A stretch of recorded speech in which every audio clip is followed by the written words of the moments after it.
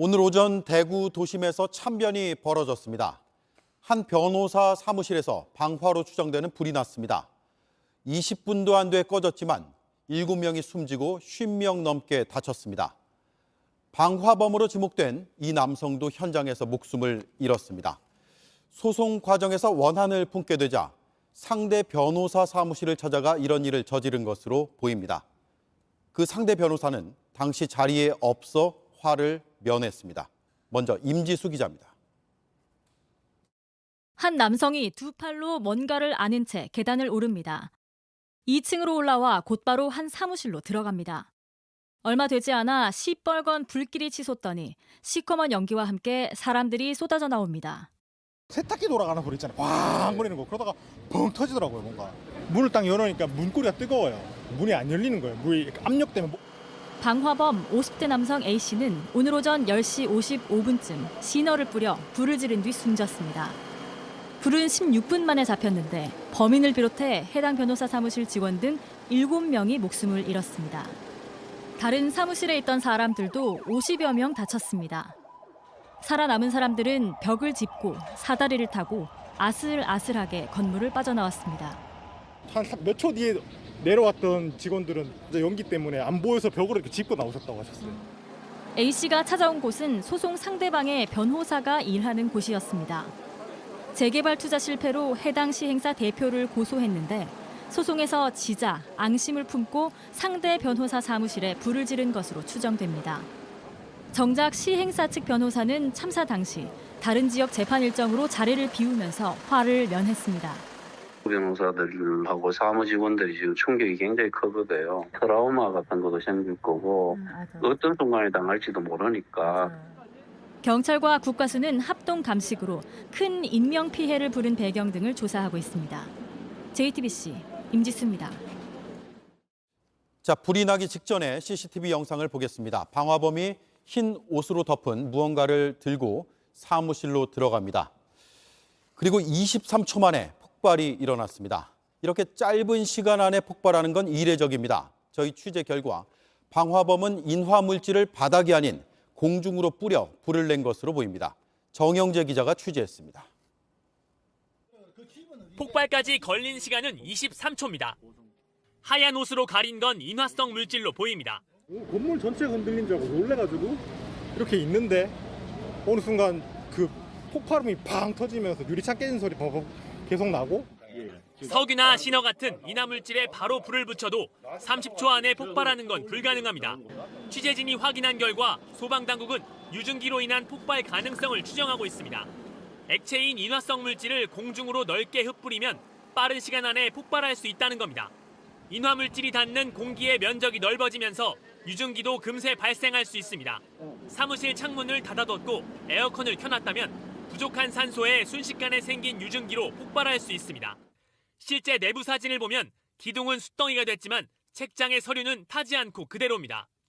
그을음이 내려앉았을 뿐입니다. 밀폐된 곳에서 화염보다 연기가 더 많이 발생할 때 나타나는 흔적입니다.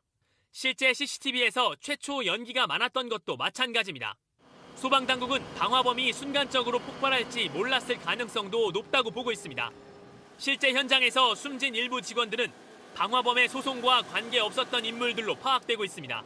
소방당국은 사고 원인을 면밀히 분석해 인화물질 종류와 구체적인 발화 원인을 조사할 방침입니다. JTBC 정영재입니다.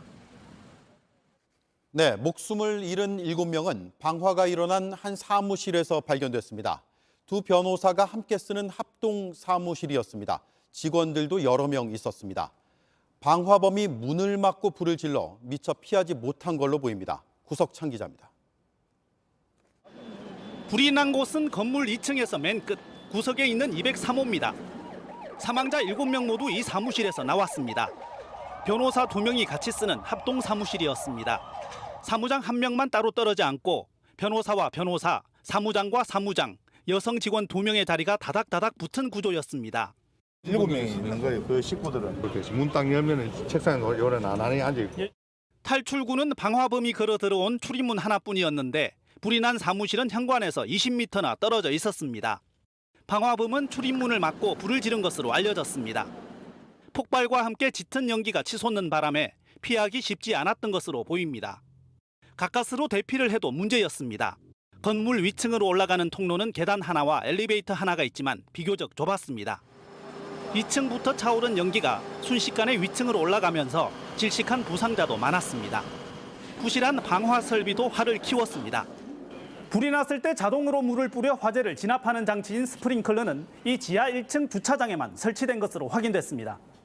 해당 건물이 준공된 건 1995년 12월. 바닥 면적 1000제곱미터 이상일 때 간이 스프링클러를 의무적으로 설치하는 규정은 2013년 2월에 생겼습니다. 현행법상 6층 이상의 경우 반드시 스프링클러를 달게 돼 있지만 이 건물이 지어질 당시에는 그렇지 않았던 겁니다. 안전 사각지대가 될 수 있는 낡은 다중이용 건물에 대해서도 방화설비 보강과 함께 현장 점검이 뒤따라야 한다는 지적입니다. JTBC 구석찬입니다. 네, 화재 현장을 연결해 보겠습니다. 윤두열 기자가 나가 있습니다. 지금 현장은 어떤 상태입니까? 일단 오후 3시에 국과수와 경찰, 소방이 합동 감식을 했고 이후로는 현장이 어느 정도 정리가 됐습니다. 이쪽으로 아직도 차가 다닐 수 없게 통제를 하고 있고요. 건물 안으로 들어갈 수 없게 경찰이 출입구를 지키고 있습니다. 건물을 보시면요. 소방관들이 구조 활동을 위해 들어가려고 건물 유리창 곳곳이 깨진 모습을 볼 수 있습니다. 소방당국은 안에 혹시나 남아있는 이들이 있는지 2차례 수색을 했고 합동 감식 때도 한 번 더 확인했는데 남아있는 이들은 없다고 밝혔습니다. 네, 소송 불만에서 비롯된 방화로 추정이 되는데 어떤 소송이었습니까? 네, 방화범은 대구의 한 재개발 사업장에 투자금을 돌려받기 위한 소송을 하고 있었습니다. 그런데 돈을 돌려달라고 한 민사소송에서 상대 측에 패소했습니다. 소송에서 지자 앙심을 품고 상대 측 변호인의 사무실을 찾아온 겁니다.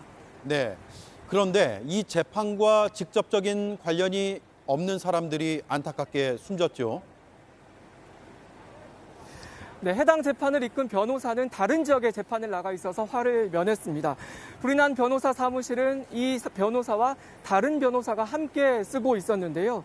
사무실을 같이 쓰는 김모 변호사를 비롯해서 사무실 식구 6명이 목숨을 잃었습니다. 이 중에는 사무장을 맡고 있는 김 변호사의 동생도 있어서 형제가 동시에 화를 당했습니다. 네, 정말 황망합니다. 피해자들 빈소는 차려졌습니까? 네, 아직 빈소는 차려지지 않았습니다. 당초 숨진 피해자들과 이 방화범을 같은 병원으로 이송했는데요. 피해자들과 방화범이 다른 곳에서 장례를 치를 수 있도록 방화범의 시신을 다른 곳으로 옮겼습니다. 유족들은 공동으로 장례를 치르는 방안을 논의해보겠다고 했고 변호사협회에서도 적극적으로 장례 절차를 돕겠다고 했습니다. 또 유족들이 트라우마를 치료할 수 있도록 대구시 의사회와 논의를 하고 있습니다. 네, 윤두열 기자가 전해드렸습니다.